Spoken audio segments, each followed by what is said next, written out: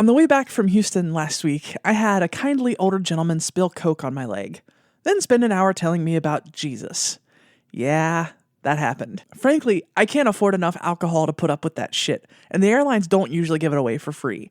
So next time, I want to be ready. I'm starting a Callie doesn't have the energy to deal with you fund for emergencies like this. If I can't be left alone to read my book in peace, I at least want to be drunk enough to not care. Getting the fund started this week are Andrew, Bika, and Scott. Thanks, friends.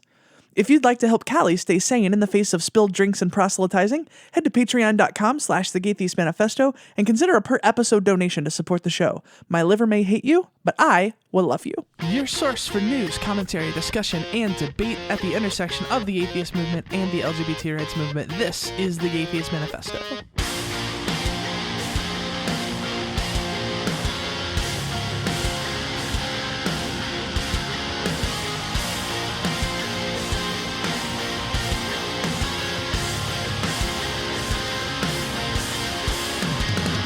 Hello and welcome to the Gaytheist Manifesto. I am your host, Callie Wright, joined once more by my fabulous co-host, Ari Stillman. What's up, Ari? Still the co-host, still fabulous. Apparently. That is fair. After all this time, you have remained so. So this episode, we're going to have a talk about language because it's something that's talked about a lot on all sides of the whole SJW debate. And, sometimes people think it matters. Sometimes people think it doesn't. And sometimes people think different things depending on whether or not it's advantageous to their argument or their position.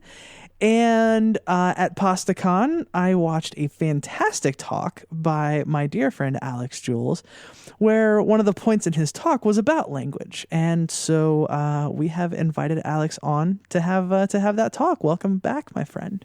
Thank you for having me. One of the things that you said in your talk that was actually the entire reason I wanted to do this episode, and I'm sure we'll veer into other things, but your talk was overall about being a better ally to marginalized groups in general. And one of the things that you talk about is getting your language in check. And you made a really interesting point where you talked about losing the social justice jargon. So like, don't say the word privilege. And like, if you say, F the cis hetero patriarchy, like, people's like, people's eyes are going to glaze over because but also, yes, do that. Yes, but also, yes. Do F that. But yes, do that. Absolutely. Yes. So yeah, I'm of two minds on that, right? Because on one level, like, we got to call stuff what it is, right? But frankly, sometimes doing that is just not going to get you anywhere because people's minds are going to turn off, their heels are going to dig in, and it doesn't matter what you say, you're not going to be effective. So I think there's an interesting balance to be struck between the two things because, we don't want to let the people on the other side of the conversation control the conversation, but we do have to talk to people in a language that they're going to at least listen to, if not, understand. So yeah, talk to me about that. Well, okay. So first off, this is not the left killing the atheist movement or how we're killing language or anything ridiculous. Right. Although we like are that. doing that. It's just not what we're talking about right now. No. So one of the things that I pride myself on is being able to have conversations with the other side. And I don't often take pride in that because sometimes it's absolutely ridiculous. But I have found that people are getting pulled into their own echo chambers, especially on the right, honestly. And especially when we start talking about people who value reason and discourse above all else, although they won't actually value reason or discourse above all else. They actually won't engage in discussion or debate. One of the things that we know is that most people don't really think or believe what they think they think. If you really sit down and press them, and this is true of most psychology and ideology, if you really begin to press them on what they think they believe, they really don't. So if you can actually get to a point where you can move beyond the natural defenses that they throw up, which is, pride, protection, self-interest, ego, And I'll go back to self-interest again. If you can move beyond that and just get on, just agreeing to just some form of common language where you can at least agree on the definitions, then perhaps you might be able to advance the argument. Now, this does not happen all the time. I do not recommend it with the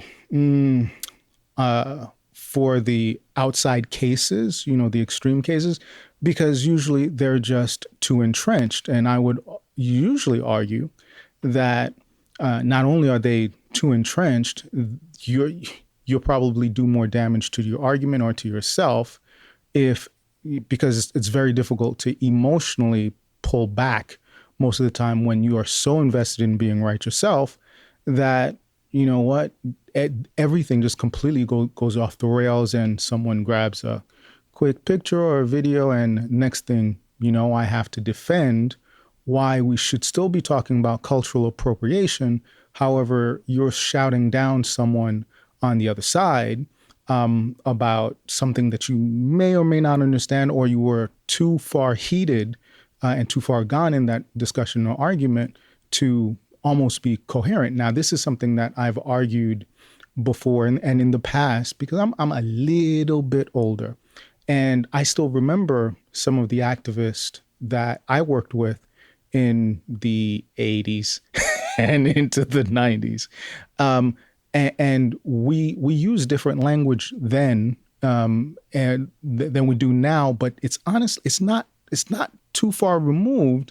However, it was very generational. And one of the things that we saw, at least back then, a lot of the language stayed on the college campuses. So the idea of privilege is not new.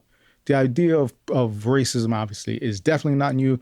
But as society has changed, as we've evolved, certain things have changed with it, including language. So when we start talking about racism being power plus privilege, it's almost a guarantee that someone's going to, grab a dictionary and says, that's not what it means. And now it's like, okay, hold on. These are many of the ideas that we had on college campuses and sociology classes and, African-American studies, women studies courses, et cetera, and now gender studies courses. These are a lot of the definitions and ideas that came from there that have spilled over into popular culture with no grounding in academia or academics or even any understanding about what we're talking about. So I see young activists go out there, even on the campus, on the college campuses, and they're ready to, really dig in and fight. And I'm looking at these arguments and I'm like, you will score absolutely no points if your goal is to sway the other side, assuming that's your goal. If your goal is to be right, maybe you might get a little bit further. But if what you're trying to do is to reach a crowd or to reach the middle, and there's a shrinking middle. I think there's definitely a shrinking middle. Yes. Well, or a growing middle, depending on how you look at it. Well, yeah. And I'm not talking about the faux centrism that tends to, Right. I'm definitely not talking about that. But I think that, because I also talk about trying to enlist people and getting them more energized and part of your army or part of your groups, because you don't realize how outnumbered you are until you get out there and you really start talking, and then you start surveying the environment around you. I didn't realize how bad certain skeptic circles were until I started writing, or until I started speaking, or until I started getting blacklisted from certain conferences, and people would tell me, like, we really would like you to be part of this organization, but you're too much of a polarizing figure. And I'm like, wait, what do you mean I'm a polarizing figure? I'm just simply talking about experiences, facts, etc. And it's like, well, but your language is. I'm like, my language is nothing compared to so-and-so or Dr. so-and-so and et cetera, and you're telling me that you don't want to hear it. So, trying to get access, and this is the problem that minorities across the board have, just trying to get access sometimes to make or paint the bigger picture and reach just a greater audience, sometimes we have to temper our language.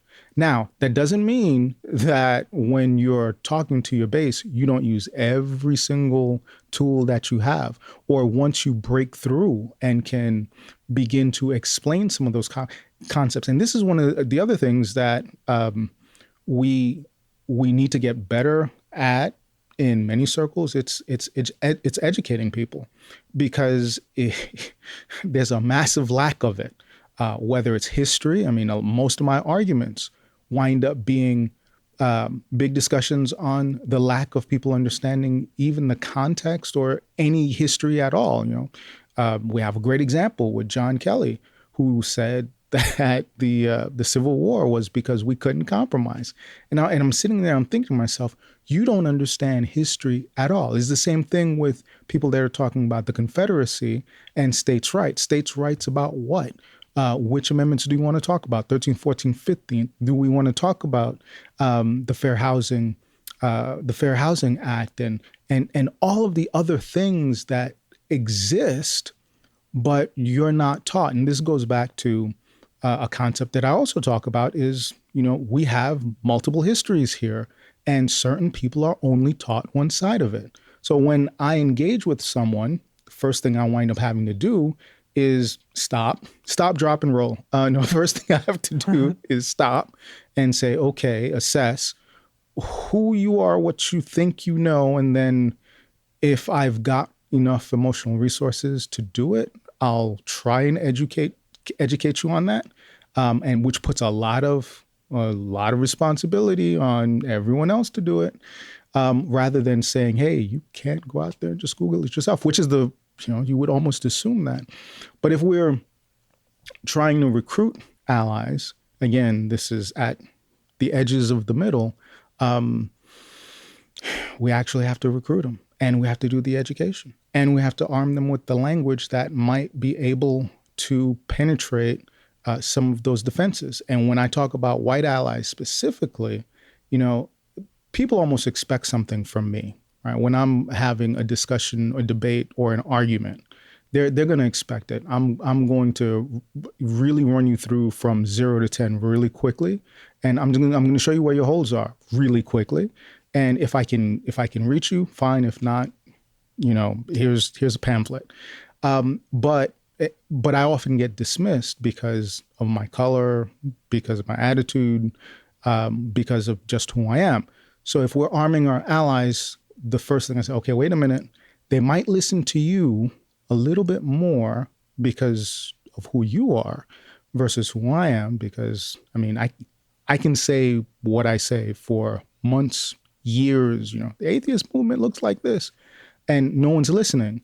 You have a really bad conference in Milwaukee and everyone's like, oh my God, we have a problem. It's not like we haven't been talking about it. Right. Right. But arming our allies to fight the battles in the ways that are more effective in the circles that they run in is usually my biggest point. Right. So a practical example of that would be to point someone's privilege out without using the word, because that word is a trigger for a lot of people, because they automatically think if you say trigger is also a trigger. Yes. Right. Yes. Exactly. Yeah. So like you can't suggest that someone has a privilege without them automatically thinking like, well, I grew up poor, or, I'm an atheist and society doesn't like atheists, so I'm not privileged. So like they're automatically shutting down. But if you like literally use the definition of privilege to explain it, like without using the word, so you can say something like, well, because I'm trans, because I'm black, because I'm a woman, because I'm non-binary, etc. Like, here's a set of things that I have to deal with in society that most folks don't. And that's, an experience I have that a lot of people don't. So that sort of colors my experience with the world. And I feel like in a lot of situations, someone who is otherwise reasonable but maybe uneducated would be like, oh yeah, I can see that. But like if you use the privilege word, they're automatically like they're automatically shutting down. Is that the kind of thing you're talking about? Yeah, absolutely. And we really do have people that believe that they are. there was this wonderful survey that was out and done just a couple of weeks ago, actually released a couple of weeks ago, that showed that the majority of white America believes that they are dealing with racial discrimination on a daily basis, which of course means that the propaganda is working, because mathematically that's just not possible. I mean, it's really not possible. 13% of the population is X. Almost 70% of the population is white. So how is it that minorities who have no real financial or political power and or influence are able to exert this power over you, which immediately tells me is like, what can we redefine what racism is to power plus privilege? And then it becomes, oh no, you can't do that. No. But yes, it's very much about trying to talk around those words, polarizing language, by first educating, and almost immediately people begin to see what you're talking about. And they may not agree with you because, again, the privilege example is a great one. I grew up in a trailer. Or better yet, in the atheist community. I know many a successful white podcaster or white speaker who really believe that being a white atheist male is at the bottom of the totem pole versus even being a Black Christian who grew up in a ghetto. I'm like, wait a minute, how are you getting this? And it's just this idea of, well, I grew up in a trailer park, or I grew up next to Black people. I grew up there. And I'm like, wait a minute. You really do not understand the idea of what privilege is. And the answer is no, they really don't. And so you wind up having to go all the way to square one and talk about societal structures and the different axes of power. And you wind up doing a real analysis of the social strata and what people can and cannot do. And that can be, like I said, that can be really taxing, especially if you wind up using those words. Well, right. And of course, I mean, entry level, like doing activism means sometimes you do things that make you feel icky, right? But that's like, I hate feeling like I'm letting the other side steer the conversation, because I'm like, in this situation, I know that you're wrong. Like, yes, racism is a thing. Yes, Black people, generally speaking, have it worse in society than white people do. Like, these are just fucking basic facts of nature at this point. You know what I mean? But at the same time, like, it makes me feel gross to say, okay, well, I'm gonna compromise and tailor my language to protect your feelings. Yeah. But at the same time, if I don't do that, then I'm almost guaranteeing my own ineffectiveness. And so my struggle with that is like, okay, so I can get over that barrier personally, especially in situations where I'm the ally. You know what I mean? Because if I'm talking racism, I'm the ally in that situation, right? So that fight doesn't even personally affect me in a direct way like that, right? So I'm doing ally work there, But when I'm teaching someone else to be an activist, or I'm telling, a cis person how to be a better ally to a trans person, I feel like I'm saying, like, you are obligated to do this super taxing emotional labor that may or may not work. And if you don't do this, you're probably doing it wrong and you're being ineffective. Like, that whole thing just feels wrong to me.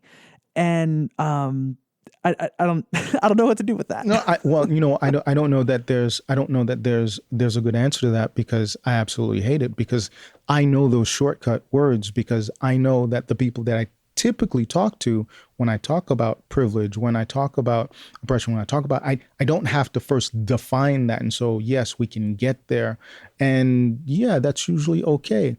But I think what I've learned, or what I've seen, especially since 2016 and the election, since November.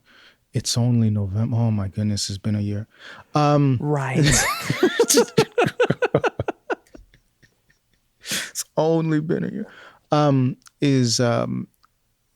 That I thought I knew where we were in being able to have conversations with other people back in 2015. And I was able to reassess that in 2016. And then in November of 2016, I realized that, oh no, we're much further behind than even I thought. And I don't think we've made anywhere near as much as, I mean, we're post-racial America. What does that mean? We're back to, a couple of acts away or executive orders away till Jim Crow. Right. Really.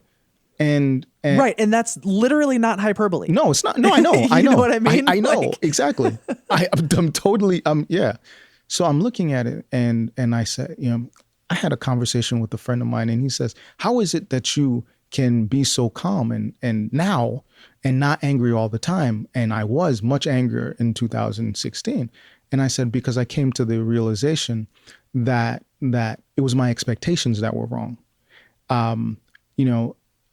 Many of us that thought we were born free really weren't born free. We were born in hostile territory, hostile land. And if you really begin to realign yourself to that, it is a little depressing. But you're Yes. able, yes, but you do get to manage your expectations a little bit, and you understand how much more work we have to do if we're going to continue to live in this country together.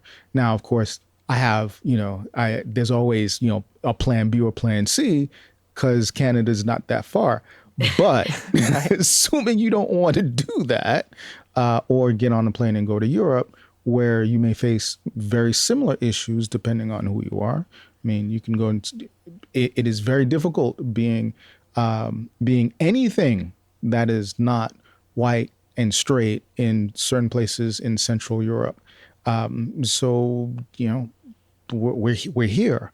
And if that's the case, I'm not saying, oh, we're going to make a lot of friends. No, we need to recruit new allies. And some of these allies or potential allies that exist out there, they may be, one or two circles away from us. And we're already losing some of the conversation. Or a lot of the argument. If you look at the numbers, right, we're losing some of that. So how do we try and gain some traction before we can get them? Here's your pin to the outrage brigade, right? You get to a little lapel pin right there. But before I can indoctrinate you into that.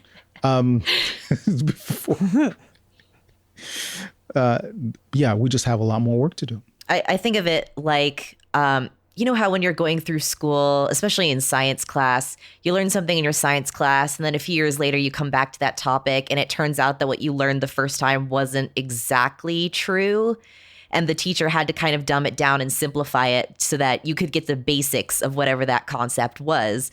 Like if you're a physics teacher, you're not going to be teaching your high school students about, the intricacies of the Large Hadron Collider. You're going to be teaching them about the structure of the atom. So then once some of them get older and they go to college or maybe even to graduate school, they realize, what my teacher told me in high school wasn't the full picture.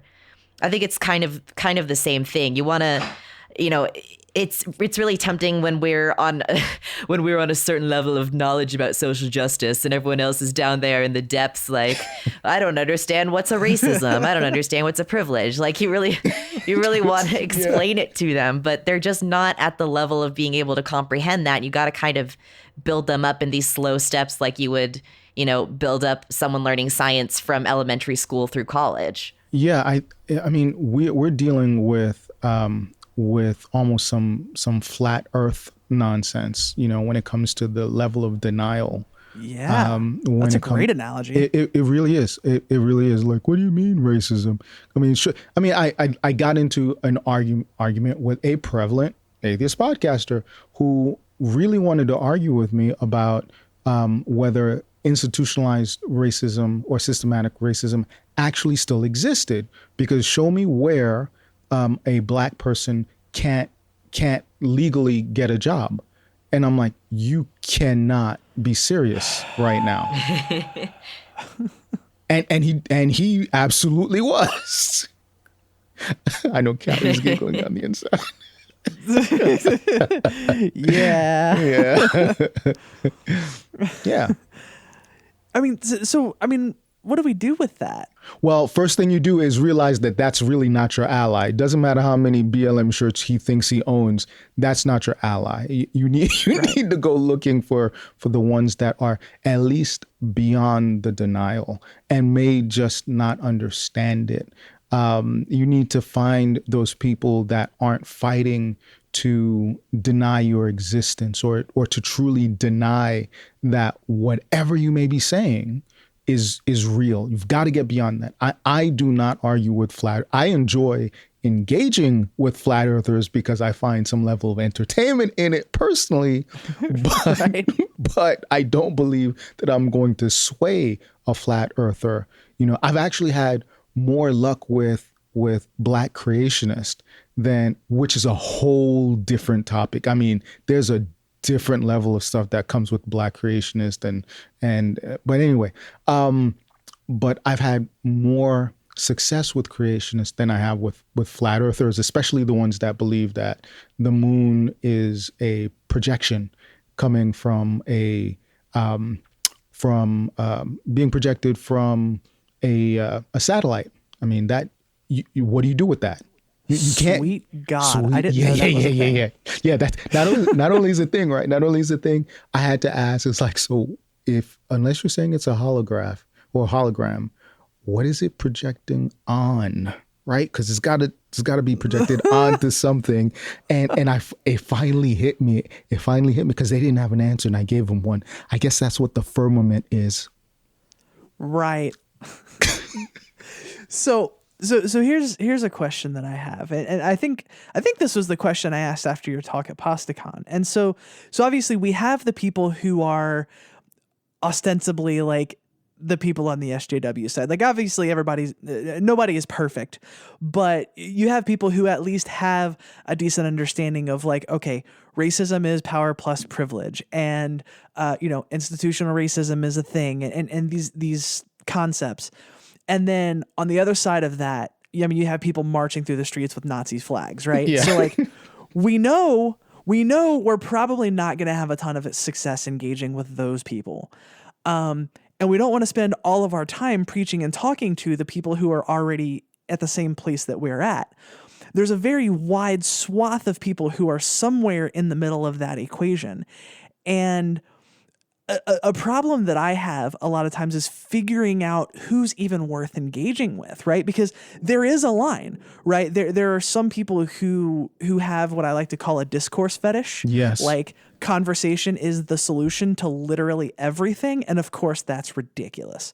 That doesn't mean that conversation isn't important. It's vitally important because that's how we communicate, right? But identifying which of those conversations are worth having and which ones aren't, that's a thing that I struggle with. So can you kind of give me your thoughts on that? No, Is that the is- person you are talking with a human? If so, discontinue conversation. God, it's sad how not an exaggeration that is. Like, Here's that famous Ari misanthropy. Oh. Okay, No, Alex, now tell us the there's- real there's- answer. No, there's a lot of truth in what you said there because, okay, when you're dealing with someone who yes, the discourse fetish is real. It is a big old problem because it actually leads to really bad, in my opinion, really bad decisions, right? Because we are appealing to our reasonableness. And, it is reasonable to try to engage with people, at least superficially, engage with them, the marketplace of ideas, etc. But that's not how people work. And most people, aren't quote unquote logical. And even when they are logical or intelligent, etc., the reality is, and we study this, we do it in neuroscience, we do it in psychology. We know that we pick and choose and cherry pick our, what facts make sense to us based on a lot of our emotions. And this goes back to self-interest as well. So you are doing a whole lot of protecting of yourself, even with the facts and even with your logic, right? So, oh, look, I'm all logic, and we can have this conversation, and I'm going to show you how awesome I am, or But the reality is, even if you expose bad ideas, that doesn't necessarily mean that those bad ideas aren't going to themselves recruit more people. I think that's definitely the case. And we continue to see that with the continued rise of the alt-right or the alt-atheist right. I mean, that's a real thing. So I hate saying it, but my response is you got to have a little bit tougher skin. You can't be called out on hey, go have a conversation with this so-and-so atheist troll because, you're going to expose him. No, you're actually just exposing his bad ideas, which are going to be used to recruit more because you can't win that argument. There's no winning in that argument. And if you are engaging with certain people who really want to talk about, things that really are detrimental to you, society, people that look like you, sound like you, relate to you, I get tougher skin. It's hard. It's really hard. It's really hard. But you have to do the cost benefit analysis. If I get on stage and have this conversation with someone, how many people am I going to reach? How many people is my message going to reach? Okay, 5 people. That's great. How many people is his message going to reach and potentially recruit? 1,000. Yes, you swayed maybe 5 and he recruited 1,000. That's not a win. That's not a win. And it may feel really bad pulling away from that because people will call you a coward. People will say, oh, you were really not interested in discourse, etc. And they're actually using that to bully you into a position or bully you into a fight. I mean, they're constantly pushing you. Think of it as, I talked about it a while ago, as the muses that are outside of the Colosseum, right? And what they want to see is they want blood. And so they're going to try and get you in there and they want you to beat each other. They don't really care who wins, but they really just want to see a fight. And sometimes the only way to avoid the Colosseum or the arena, even in discourse, it just doesn't make sense to us, is to walk away from it and go and find a different forum.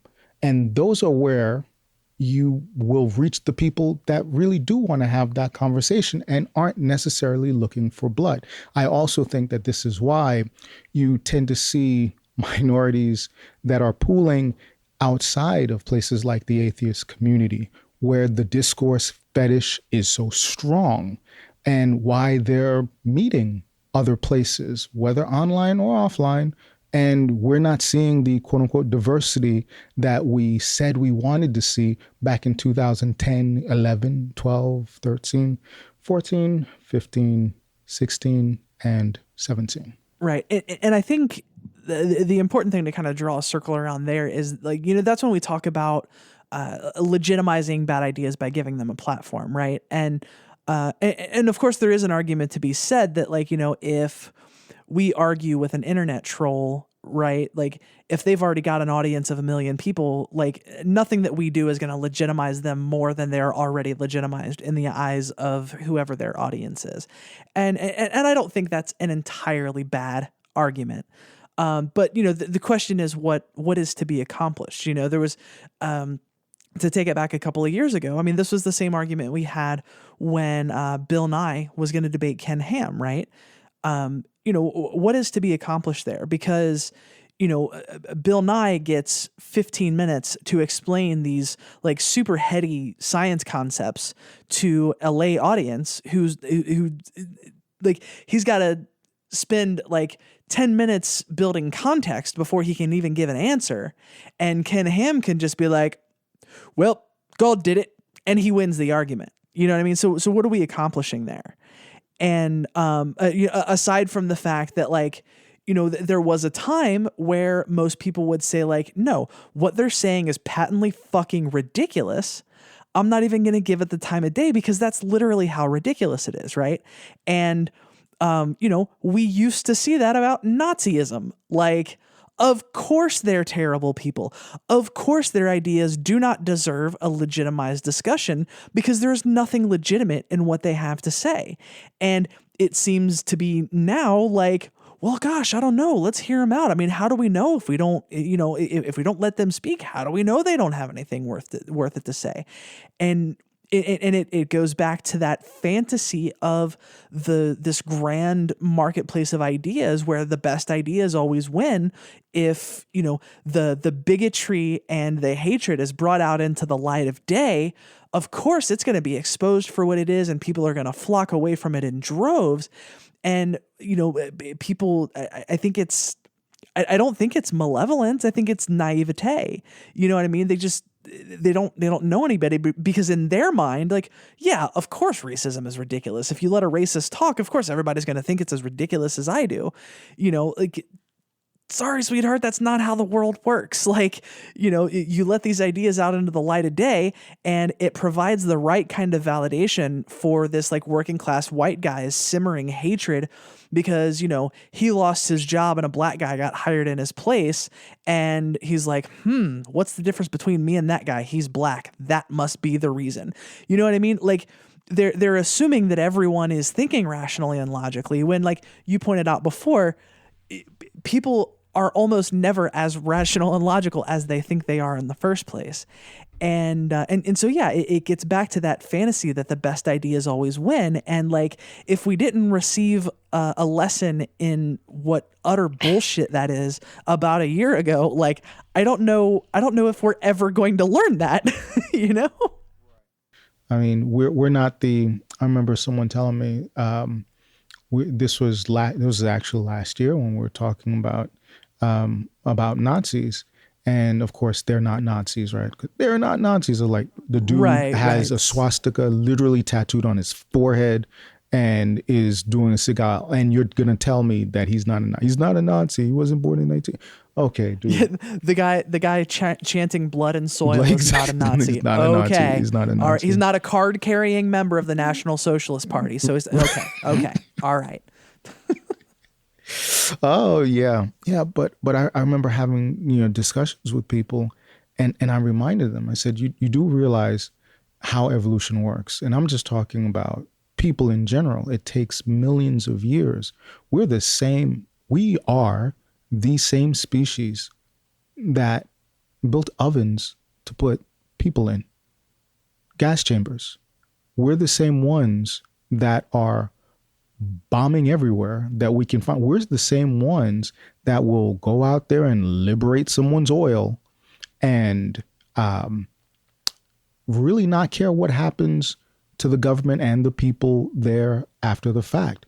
We're the same species, although only several years have gone by, that will do all of that. Same ones that elected someone who doesn't have a problem with a considerable amount of that just a year ago. And I don't know, like I keep coming back to, so what do we do? What do we do about this? How do we convince people of this? And obviously, at the top we were talking about language, and I think that makes sense. And I guess part of the problem is that so much of this is so unsatisfying because I forget who I was talking about this with, but we were talking about, the nature of activism is that victories are always going to be incomplete. They're always going to be provisional. They're always going to be marginal. They're always going to come after a fight that is exponentially bigger than the progress gained through the fight. And, I guess part of it is just coming to terms with that fact. I don't know. I feel like there's something missing in the strategy, and language is a place to start, obviously. But do you have? Is it bribery? If we get enough money and start handing it out to people to change opinions, do you think that would work? We could do that. I will give you $5 to not book Richard Spencer. How's that sound? That's what we're gonna do with all of our big time activist money that we have. So, I mean, do you have further thoughts on how we push that, outward, how we move the margins of the middle, how we move those outward? I'm moving to Wakanda. That takes care of it all.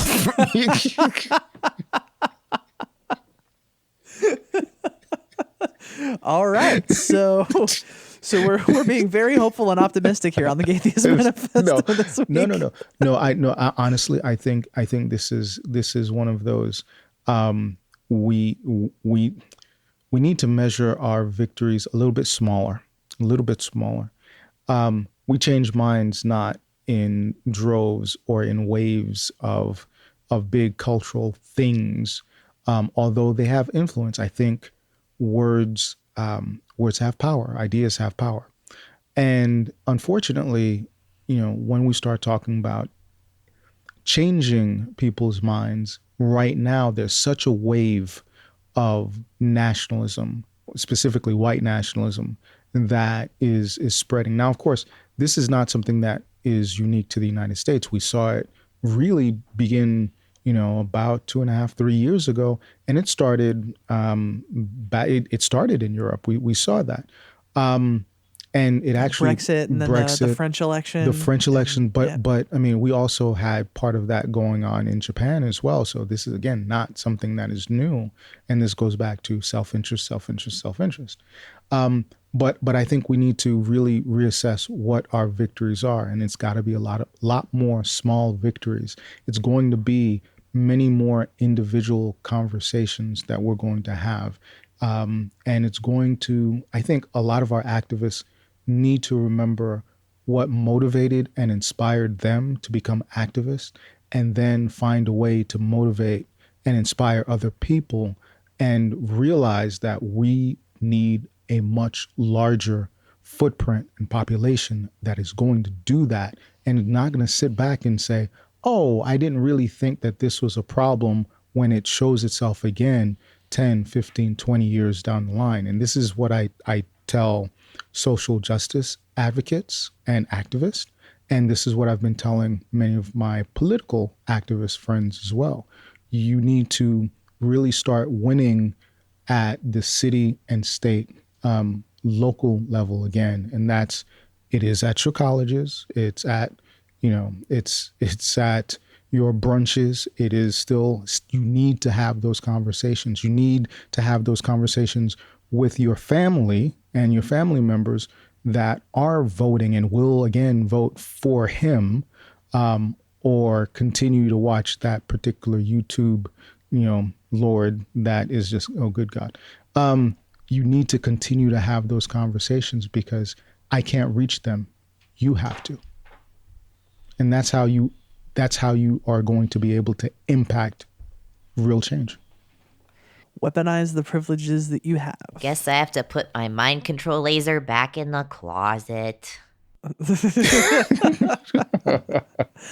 Well, Alex, this has been a fantastic conversation. I have learned a lot, and I've definitely been given a lot to think about, and that's valuable. I think, of course, at the end of the day, if these questions were easy to answer and if these problems had easy solutions, none of us would probably even know each other because we would have solved racism 50 years ago or 100 years ago, or it never would have been a problem in the first place. I don't know.